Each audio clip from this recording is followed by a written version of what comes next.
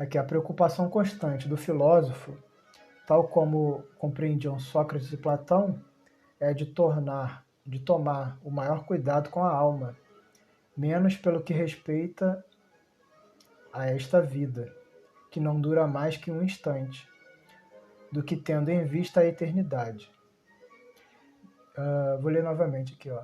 A preocupação constante do filósofo é a de tomar o maior cuidado com a alma, menos pelo que respeita a esta vida, que não dura mais que um instante, do que tendo em vista a eternidade. Desde que a alma é imortal, não será prudente viver visando a eternidade? Então, meus amigos, como a gente abordou, né, nos slides anteriores, né, nós somos espíritos, né, almas eternas. A nossa realidade, né, propriamente, é o mundo espiritual, o mundo das ideias, né, do pensamento, da vontade, da imaginação. Né? Esse é o mundo eterno. Então, a gente, por lógica, né, deveríamos nos voltar, nos dedicar, né, a maior parte do nosso dia, da nossa vida, para adquirirmos essas virtudes do espírito, né? Para realizarmos a nossa reforma íntima, a nossa reforma moral e o nosso crescimento intelectual também, né? De pensamento, de filosofia, né? E buscar desenvolver esse nosso lado moral. E aí com as duas asas, né, a gente será capaz de nos elevar aos reinos divinos, né? Então precisamos dessas duas asas. Então o ideal é que a gente priorize isso na nossa vida, né? A parte intelectual, filosófica elevada, né? Não só meramente cientificamente materialista, né? Mas é importante, obviamente, também, né? Mas desenvolvermos igualmente o lado moral, para que a nossa vida seja pautada na eternidade, porque a gente vai levar, quando morrer, exatamente isso, que a gente trabalhou a nível intelecto filosófico, né? E o que a gente trabalhou no terreno do coração, né? Da amorosidade. Então esses são os tesouros que a gente pode carregar após a morte, né? Enquanto que tudo que a gente se dedica aqui por vezes, né, na maior parte do dia, né, de conquista de bens materiais, de sobrevivência meramente, né, isso a gente não vai levar nada, né? O corpo vai se desfazer, né? E tudo que a gente conquistou no terreno material vai se decompor, né? Nada nos pertence nessa esfera material. Então é basicamente isso. E aqui vamos seguir, né, no próximo item aqui, se a alma é imaterial, tem de passar após essa vida a um mundo igualmente invisível e material, do mesmo modo que o corpo, decompondo-se, volta à matéria. Muito importa, no entanto, distinguir bem a alma pura, verdadeiramente imaterial, que se alimente como Deus de ciência e pensamentos, da alma mais ou menos maculada de impurezas materiais, que a impedem de elevar-se para o divino e a retém nos lugares da sua estada na Terra. Então, como nós vimos já, né, naqueles slides, se a alma é imaterial, nós precisamos, né, nos voltar para essa realidade imaterial, eterna, né, e não pautar a nossa vida, né, na parte material, que é transitória, que se desfaz. Né? Então, basicamente isso.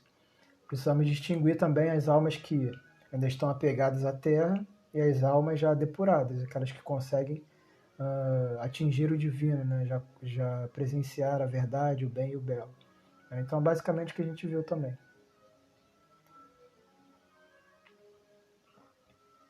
Se a morte fosse a dissolução completa do homem, muito ganhariam com a morte os maus, pois se veriam livres, ao mesmo tempo, do corpo, da alma e dos vícios. Aquele que guarnecer a alma, não de ornatos estranhos, mas com os que lhe são próprios do mundo das ideias, né? Só esse poderá aguardar tranquilamente a hora da sua partida para o outro mundo. Então, novamente, né, essa distinção, né, de que mais importante também do que da vida que a gente viveu, né, como um todo, é muito importante também o momento da nossa morte, né? O estado de consciência em que nos encontrávamos no momento da morte, né? Porque é o que a gente vai dar continuidade a seguir, né? Esse novo mundo. Então, mas obviamente que se pudermos, né, plantar, né, muitas sementes, né, de evolução, né, durante toda uma vida, né, tanto mais será melhor, né? Então a gente faz essa distinção. Aqueles que guardam os tesouros terrestres, né, ou aqueles que guardam os tesouros celestes, né? Então essa distinção é importante. Então aqui ele fala, né, se a morte fosse o fim de tudo, né, muito ganhariam os maus, né, e os viciosos, né? Então, pela lógica, pela razão, né, já nos intui de que se a alma é imortal, obviamente que a vida continua, né? Se a alma ela é imaterial, ela há que continuar, né, num mundo que a ela se refere, né? Um mundo imaterial e imortal, eterno, né? E não a matéria que se transforma, né? E é impermanente. Agora aqui dando continuidade, o corpo conserva bem impressos os vestígios dos cuidados de que foi objeto e dos acidentes que sofreu. Dá-se o mesmo com a alma. Quando despida do corpo, ela guarda evidentes os traços do seu caráter, de suas afeições e as marcas que lhe deixaram todos os atos de sua vida. Assim, a maior desgraça que pode acontecer ao homem é ir para o outro mundo com a alma carregada de crimes. Então, nesse ponto aqui, eu vou só fazer já uma observação, né? De que é aquela questão de além de passar para o mundo carregado de crimes, né? É sem ter o mínimo arrependimento e a conscientização disso, né? Ao passo que aquele que viveu uma vida muito errônea, né? Se ao final da vida, pelo menos, ele consegue se arrepender, retomar essa consciência mais superior, né? Tanto mais será fácil para ele no outro plano, né? Então é basicamente isso. Aí dando continuidade, aquele conversando com alguns pares lá, né? Vês, Cálicles, que nem tudo, nem tu, nem Pólux, nem Gorgias podereis provar que devamos levar outra vida que não seja útil quando estamos do outro lado. De tantas opiniões diversas, a única que permanece inabalável é a de que mais vale receber do que cometer uma injustiça, e que, acima de tudo, devemos cuidar, não de perecer, mas de ser, não de parecer, né?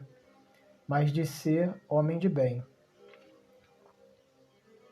Então, basicamente é isso, a gente pautar a nossa vida, né, na prática de virtudes, né, nessa evolução espiritual, e nos tornarmos verdadeiros homens de bem, né, para que, ao desencarnarmos, né, ao partirmos a nossa consciência novamente, ao voltá-la para o mundo espiritual, a gente se encontre, né, nas esferas elevadas, né, e não com a consciência totalmente materialista, né, apegada à terra, né, cheia de vícios, de virtudes, né, porque na verdade a liberdade verdadeira, né, está na virtude, né, quanto que o entre aspas que se acha livre, né, por vivenciar seus vícios e suas paixões, né, ele não é senão escravo de suas paixões, né? Ele não tem livre-arbítrio, na verdade. E será, de fato, reconduzido de novo a uma nova vida, né, com grandes desafios, para que ele consiga se depurar, né, através de sofrimentos. Já que o outro meio mais simples, mais fácil, né, através da virtude, que faria essa evolução, ele não optou, né? Então precisa dos sofrimentos. E aí seguindo, né, de duas uma, ou a morte é uma destruição absoluta, ou é passagem da alma para outro lugar. Se tudo tem de extinguir-se, a morte será como uma dessas raras noites que passamos sem sonho e sem nenhuma consciência de nós mesmos.